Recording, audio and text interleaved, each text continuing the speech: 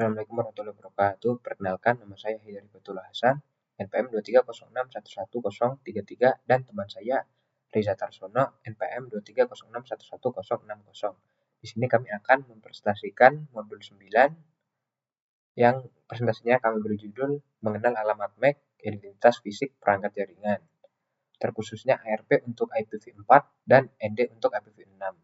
Di sini saya akan menjelaskan ARP khusus untuk IPv4. Pertama, pendahuluan. Di sini kami akan membahas tentang alamat MAC.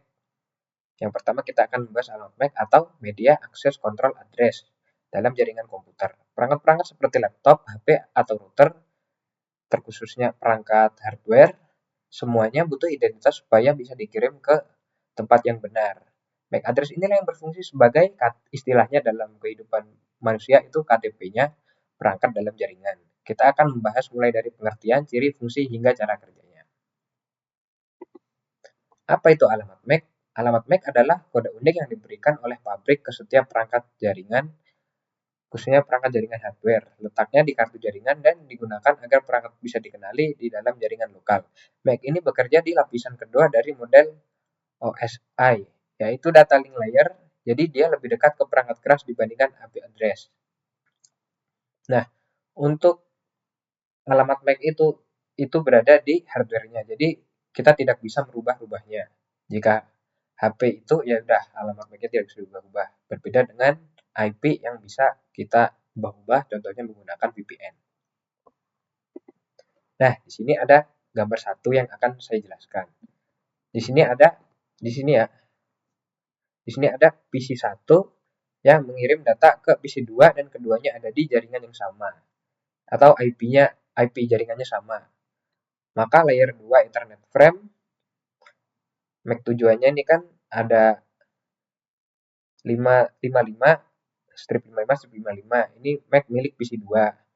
MAC sumbernya adalah AA ini. MAC milik PC1.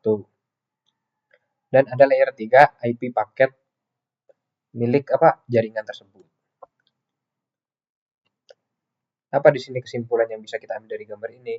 Jika tujuan berada dalam jaringan yang sama, maka pengiriman data dilakukan langsung menggunakan MAC address perangkat tujuan, yaitu menggunakan alamat tujuan tuh di PC2. Address Resolution Protocol atau ARP akan digunakan untuk mencocokkan IP dengan MAC tersebut. Lalu kita lanjut, ciri-ciri alamat MAC. MAC address punya ciri khas yaitu panjangnya 48 bit, ditulis dalam 12 digit heksadesimal. Biasanya seperti ini. Contohnya ya, ini ada 00, 1A, 2B, 3C, 4D, 5E. Bagian awal menunjukkan pabrik pembuatnya, sedangkan bagian belakang adalah nomor unik dari perangkat itu. Jadi setiap MAC harus berbeda di setiap perangkat dan tidak berubah walau ganti jaringan. Jadi misal kita membawa laptop di kosan, lalu kita pindah ke kampus, yang pastikan jaringannya berubah. Nah, itu alamat MAC-nya tetap itu, jadi tidak berubah. Yang berubah adalah IP-nya. Lalu di sini ada gambar 2. Di sini ada 2 gambar ya.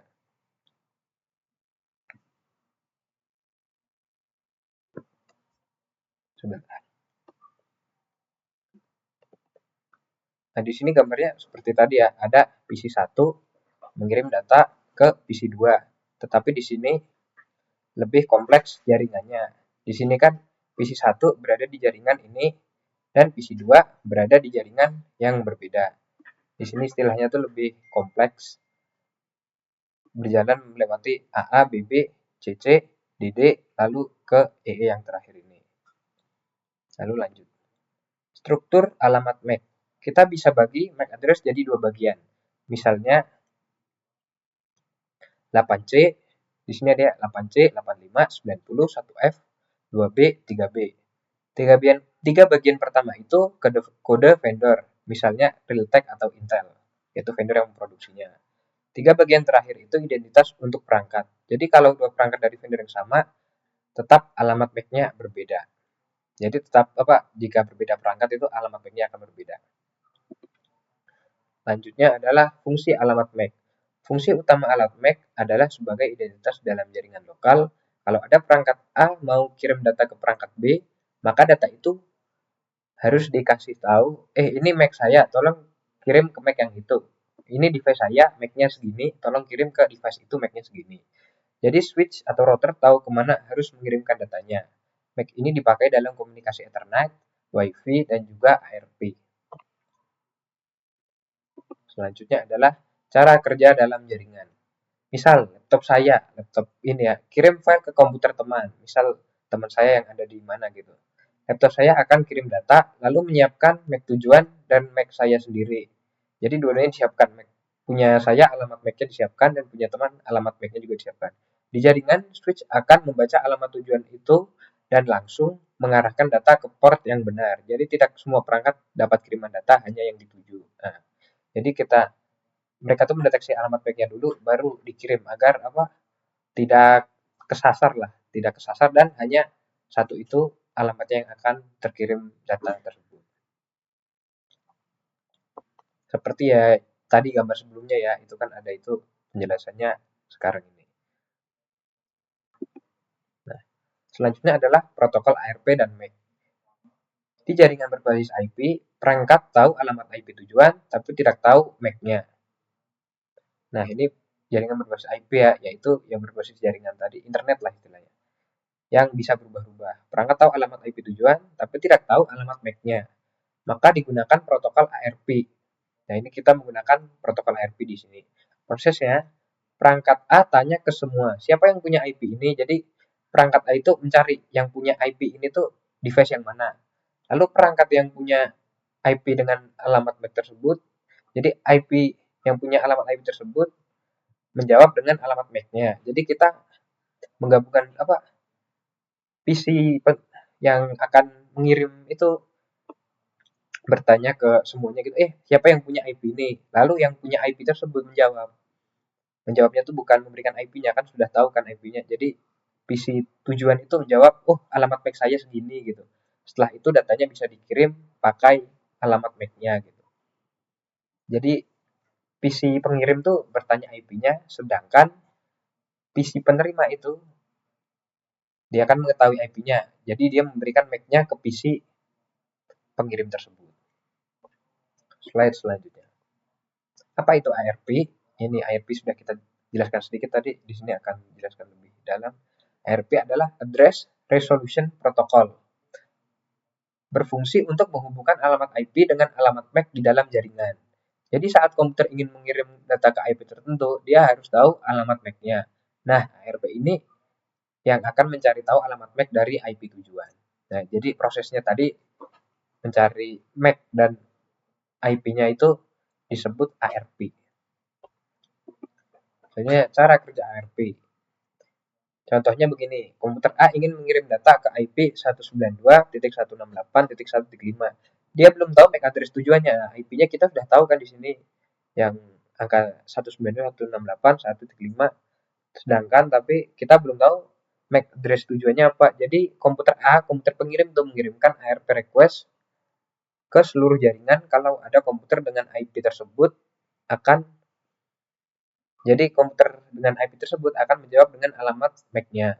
Setelah itu, komputer A atau komputer pengirim menyimpan info tersebut supaya tidak perlu tanya lagi. Selanjutnya, di sini ada tabel perbandingan MAC dan IP. Pertama, tipenya ya. Kalau MAC itu jelas fisik, IP itu seperti alamat. Bentar. IP MAC itu pertama ya secara fisik hardware, sedangkan IP address itu secara software.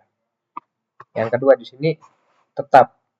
Jadi misal ya, kita tuh ada suatu laptop atau router lah, laptop router gitu keluar dari pabrik, ya alamat MAC-nya akan segitu-segitu aja, nggak bakal bisa dirubah. Kecuali kita melakukan pergantian hardware, baru MAC address-nya akan berubah. Sedangkan untuk IP address bisa berubah tergantung jaringan. Jadi misal kita di kosan, lalu kita berpindah ke kampus yang menggunakan jaringan berbeda, maka IP address-nya bisa berubah. Dan MAC address itu tetap akan sama. Yang ketiga di sini ada letaknya. Letak MAC address ada di data link layer atau layer 2 OSI. Sedangkan IP address ada di network layer. Jadi network jaringannya itu ya di layer 3 OSI. Yang terakhir di sini ada tujuannya.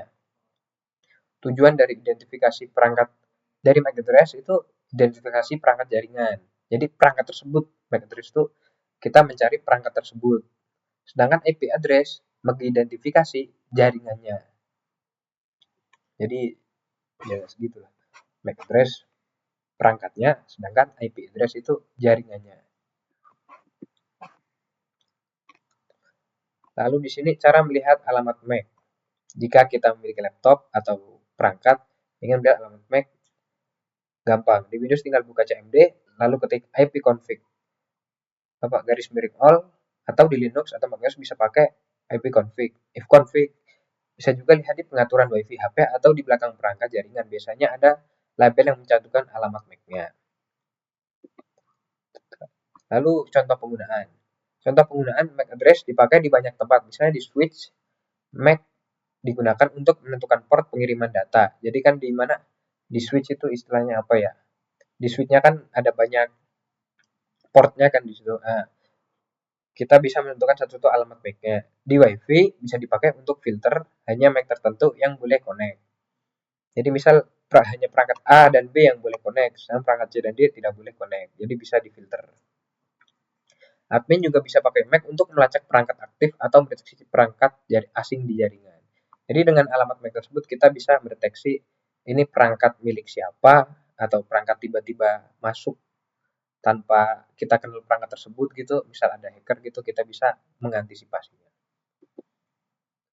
Lalu yang terakhir, kesimpulan. Jadi MAC address adalah identitas tetap perangkat jaringan. Dia sangat penting dalam komunikasi jaringan lokal dengan MAC. Data bisa dikirim ke perangkat yang benar. Kita juga bisa gunakan untuk keamanan dan pemecahan masalah jaringan. Makanya sebagai orang IT atau teknisi jaringan, kita wajib tahu soal MAC ini. Assalamualaikum, saya Reza Tersono akan melanjutkan presentasi modul 9 pendahuluan, membahas lebih dalam tentang bagaimana protokol IPv6 menggunakan proses Network Discovery atau disingkat ND untuk melakukan resolusi alamat dan memfasilitasi komunikasi antar perangkat di jaringan. Modul ini juga mengeksplorasi bagaimana simulasi dapat dilakukan menggunakan Cisco Packet Tracker untuk menganalisis perilaku nyata protokol Network Discovery pada jaringan lokal dan remote. Address Resolution dalam IPv6. Address Resolution dalam IPv6 bertujuan untuk menerjemahkan alamat IP tujuan menjadi alamat MAC. Berbeda dengan IPv4 yang menggunakan ARP. IPv6 menggunakan Network Discovery Protocol melalui pesan ICMPv6 untuk menemukan alamat fisik dari perangkat tetangga. Peran pesan Network Solicitation dan Network Advertisement. Pesan Network Solicitation digunakan oleh perangkat yang ingin mengetahui siapa pemilik satu alamat IPv6. Network Advertisement digunakan oleh perangkat yang merespon dengan memberitahu alamat MAC-nya. Efisiensi proses Network Discovery. Berbeda dengan ARP yang menggunakan broadcast, Network Discovery menggunakan multicast untuk mengurangi beban jaringan. Informasi hasil Network Discovery disimpan di tabel di tangga atau Network Table, sehingga tidak perlu diulang untuk setiap komunikasi. Deteksi tetangga dan ketersediaan. Network Discovery juga memantau keberadaan perangkat tetangga. Jika tidak ada balasan dari perangkat tertentu, informasi di tabel Network Discovery bisa dihapus untuk menjaga validitas data di jaringan. Komunikasi antar jaringan. Ketika perangkat ingin mengirim data ke jaringan berbeda, ia harus menggunakan router sebagai gateway. Network Discovery membantu perangkat menemukan MAC address router, dan sebaliknya router menggunakan Network Discovery untuk mencari MAC tujuan. Peran router dalam Network Discovery. Router tidak hanya menemukan paket tapi juga memberikan informasi jaringan melalui router advertisement, menanggapi permintaan informasi dari host melalui router solicitation. Keamanan dalam network discovery. Network discovery lebih aman dibanding ARP karena dapat diperluas dengan Secure Network Discovery atau singkat SEN. SEN menggunakan kriptografi untuk mencegah pemalsuan identitas perangkat jaringan. Manfaat utama Network Discovery: tidak perlu ARP lagi, mengurangi broadcast, deteksi otomatis terhadap router dan perangkat tetangga, mendukung auto-konfigurasi alamat, memungkinkan pengelolaan jaringan yang lebih adaptif. Kesimpulannya, network discovery adalah sebagian penting dari arsitektur IPv6 yang menggantikan banyak peran lama seperti ARP dan DHCP dengan cara yang lebih efisiensi dan aman. Dengan network discovery, perangkat bisa saling mengenali dan berkomunikasi secara otomatis di jaringan tanpa konfigurasi manual. Sekian presentasi saya. Terima kasih. Assalamualaikum warahmatullahi wabarakatuh. Sekian presentasi dari kelompok kami yang membahas modul 9. Kurang lebihnya mohon maaf. Wassalamualaikum warahmatullahi wabarakatuh.